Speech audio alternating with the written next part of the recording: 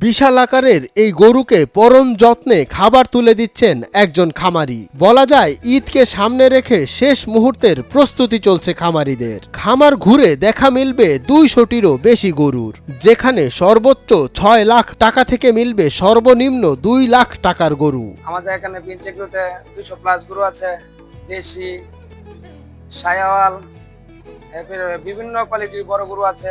আরেক পাশে গরুর ঘাসের মিশ্রণ তৈরি করা হচ্ছে। ব্রাহ্মণবাড়িয়ায় এই নবাব অ্যাগ্রো ফার্মে পাওয়া যাচ্ছে 70 থেকে 85 জাতের দেশীয় ও বিদেশি গরু। এছাড়া খামারটিতে 4 জন শ্রমিক দিনরাত কাজ করে যাচ্ছেন। দেখা মিলছে ফাইটার, খাসা, শাহিওয়াল সহ বিভিন্ন প্রজাতির ষাঁড় ও বলদ এবং বড় মহিষের। আমাদের 11টা উলবাড়ি ষাঁড় আছে বড়, যার হাইট আছে আপনার 68 ইঞ্চি, প্রায় 70 ইঞ্চি। এগুলো হাতে 11 পিস।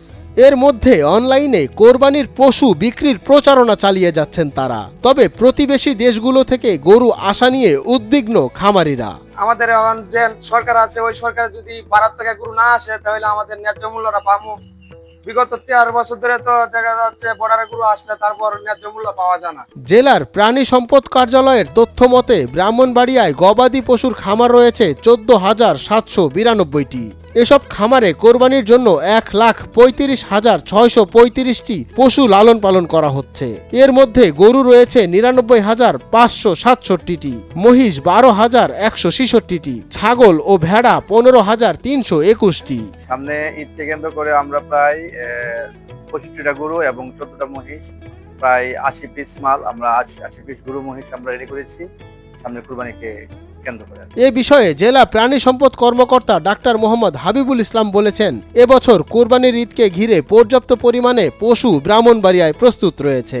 জেলার চাহিদা মিটিয়ে অতিরিক্ত আরো কয়েক হাজার পশু থাকবে। এবছরে আমাদের কোরবানির পশু উৎপাদন হলো 1,35,600 সামথিং, আর চাহিদা আছে 1,34,800 সামথিং। তাতে আমরা দেখতে পাচ্ছি যে 800+ এর মতো আমাদের উদ্বৃত্ত থেকে যাচ্ছে, যেটা আমরা আমাদের এই জেলার চাহিদা মিটিয়ে আমরা দেশের আরো অন্যান্য জেলাতে আমরা।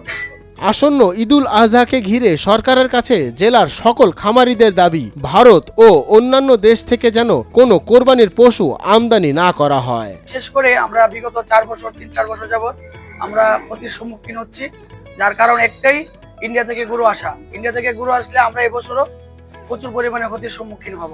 বিশেষ করে আমরা যারা খামারি আছি, আমার কথাই আমি বলি, আমার খামারটা সম্পূর্ণ ব্যাংকের উপর লোন নেওয়া। যদি কোনো কারণে আমার এবছরও যদি এই কোনো ক্ষতির সম্মুখীন হতে হয়, দেখা গেছে এক সময় আসবে আমি আমার খামারটা বন্ধ করে দিতে হবে।